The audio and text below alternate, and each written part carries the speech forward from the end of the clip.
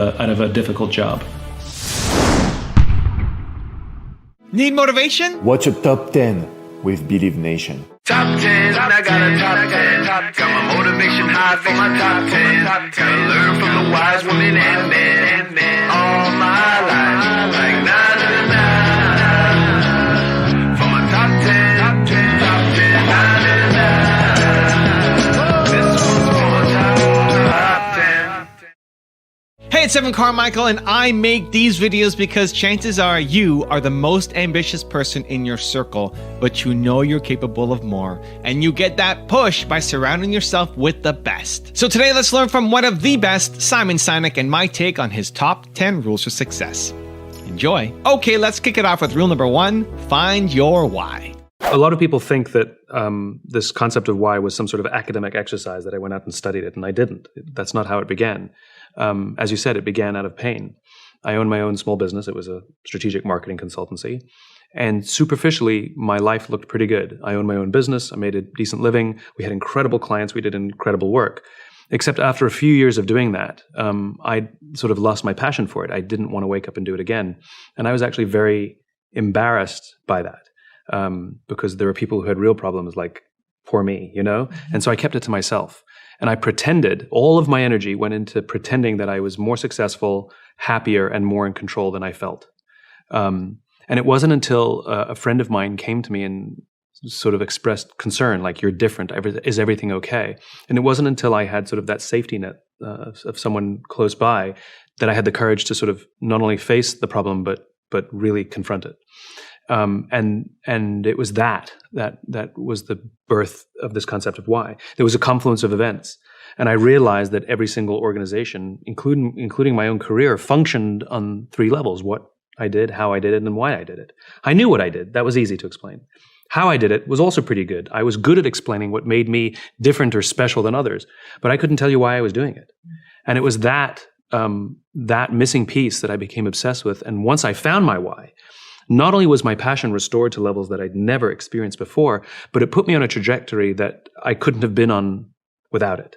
And I learned a lot of things from that experience, a lot. Rule number 2, have an infinite mindset. Define for us an infinite game. So in the mid-1980s, a theologian named James Carsey wrote this little book called Finite and Infinite Games, in which he defines these 2 kinds of games. Finite games, which have known players, fixed rules, and agreed upon objectives. Football, right? There's always a beginning, a middle, and an end. And the objective is to win the game. And then there's infinite games. Infinite games are defined as known and unknown players. You don't necessarily know who all the other players are. The rules are changeable. You can play however you want. And the objective is to perpetuate the game, to stay in the game as long as possible.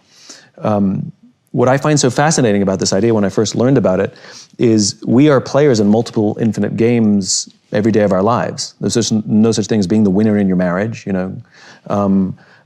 There's no such thing as winning global politics. And there's definitely no such thing as winning business. Business is an infinite game. And yet, when we listen to the language of too many leaders, they talk about being number 1, being the best, and beating their competition. Based on what? There's no agreed upon objectives, there's no agreed upon timeframes. And so what ends up happening is you have people building organizations and leading with a finite mindset, playing to win, in a game where there's no such thing as winning. And when we play with a finite mindset in an infinite game, there's a few very predictable and consistent outcomes, amongst which include the decline of trust, the decline of cooperation, the decline of innovation, all of which contribute to the eventual demise of the organization itself. And so what I wrote about is what it means to lead with an infinite mindset, because we teach leadership as if it were a finite game. People start business with the goal of winning or being number 1, and that's a problem because that's impossible. So what I wrote about in the infinite game is leading with an infinite mindset. Rule number 3, share your message. When I discovered this thing called the why, I realized its power. It had a remarkable influence over my life, and I loved sharing it. I mean, you know what it feels like, you know? The obsession with sharing the ideas hasn't gone away. I was obsessed with it, and I understood that I was the only mouthpiece for it. And it was at a time when, now people talk about purpose in business like it's no biggie. Back then, it just wasn't a thing. It was like this big idea that you said. And then those who talked about it were like weird hippy-dippy types, It wasn't a mainstream thing yet.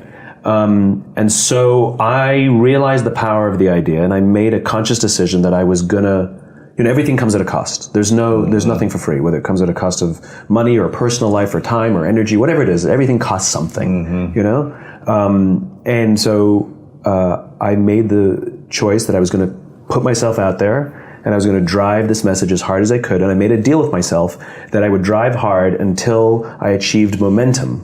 And I define momentum as if I were to give less energy, the message would continue to spread the same or faster without me. Right? In other words, building a movement where other people could spread the message as well. And the sacrifice I made was I wasn't at home. And so for a long period of time, I was undateable. I'd meet someone amazing, and I'd be like, oh my God, I had such a great time. Are you free for a second date in 6 weeks? It's like, 6 weeks, nobody wants to date me. And plus, when I would come home, from a trip, I'd be exhausted. So I just wanted to stay home. Yeah. So I knew that was happening. And the nice thing is, the momentum is, like, it has its own momentum. Yeah. And so now I'm sticking to my deal, and I'm sort of slowing down the amount of time that I'm actually on the road. Yeah. Okay. So now you're looking for better ways and different ways to spread the message. Rule number 4, serve others. I realized that what I was experiencing was an unfulfilled career or an unfulfilled life compressed and exaggerated into a 24-hour period, because I had an amazing day.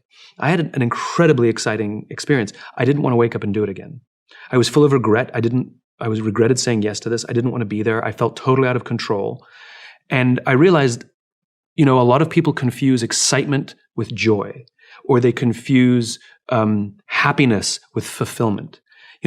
Our careers and our jobs can be exciting and fun and winning the new client and making a big sale, but that doesn't mean we're fulfilled. That doesn't mean we're inspired. That doesn't mean we have joy in our lives. And I realized this was the mistake I had made. And so I'm in the purpose business. I realized that I felt this way because I didn't have a sense of purpose. And so I tried to invent one. You're here to tell their story and come back. And it worked for like a minute, and then it would wear off. And I ran out of solutions. I was paranoid. I was scared. I was depressed. I was out of control, and I had no solution. And so I lay in that bed and I gave up. I gave up. I had nothing else. And having given up, I decided that if I'm going to get stuck here, I might as well make myself useful. And so I was going to volunteer to speak anywhere and as often as they wanted me to help out some of the amazing people that I'd met. I don't care if I had to carry heavy boxes or sweep floors. It didn't matter how menial. I wanted to serve those who served others. And upon making that decision, this amazing calm came over me, an excitement even. I was excited to now be there, and I couldn't wait to get to work. Also, if you want to build more confidence, the science says it can take up to 254 days of consecutive action to successfully build a habit. So I've created a free program for you where every day for 254 days, I will send you an unlisted video to your email, absolutely free, to help you build your confidence. The link to join is in the description below. Even though I'm going to sell you the most beautiful hammer, I'm not going to guarantee the structural integrity of the house. Something remarkable happens. Trust emerges. And make no mistake of it, trust is a feeling, a distinctly human feeling. Some people see the thing that they want, and some people see the thing that prevents them from getting the thing that they want. Rule number 5, prioritize will over resources. There are two currencies in the infinite game, will and resources. Resources is money. You need money to stay in the game, but you need the will of the people as well. And the problem is that when we organize to win, that means the score is more important than the inspiration and motivation that people have to give their blood, sweat, and tears. And when we prioritize resources before will, that's a problem. I've never met a CEO that doesn't believe their people are important. The problem is where on the priority list. You've been to any number of presentations where they put their priorities on the wall, number 1, growth, number 2, shareholder value, number 3, our customer, number 4, our employees. There it is. See, I do care about our people. And the reality is, as social animals, we want to work for and we're willing to give our blood, sweat, and tears to leaders who understand that the balance of those two essential currencies, the balance of those two things has to come before resources. And that doesn't mean 90-10. When I talk about putting people before profit, people freak out, which is ridiculous. You need fuel for the car to go. Money is fuel for the organization, of course. Even if there's a leaning, if it's 51-49, there has to be a slight leaning towards people, because there will always be decisions that a company has to make in which those two cannot both be supplied, and one will have to be sacrificed. The question is, which will you always prioritize? Let me give you a hypothetical example to make my point. 2 CEOs. The first CEO says, our number 1 priority is growth. And of course, our people are important, because if we take care of our people, we will meet and exceed our financial goals. Second CEO says, our number 1 priority is our people. And if we take care of our people, we will always meet and exceed our financial goals. Which one would you rather work for? I don't want to prioritize. I mean, it's obvious, right? It's obvious.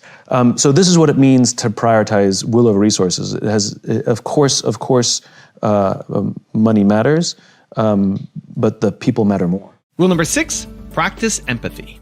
This is the practice of empathy, that if we're struggling to communicate to someone, if we're struggling to help someone be at their natural best, I'm tired of people saying to me, how do I get the best out of my people? Really, that's what you want? They're like a towel, you just wring them. How can I get the most out of them? No, how do I help my people be at their natural best? Right? We're not asking these questions. We are not practicing empathy. We have to start by practicing empathy and relate to what they may be going through. And it will profoundly change the decisions we make. It will profoundly change the way we see the world. Rule number 7, have no regrets. We make time for the things that matter to us. Yeah. And of course I have regrets, but regrets is not, I wouldn't use the word regret.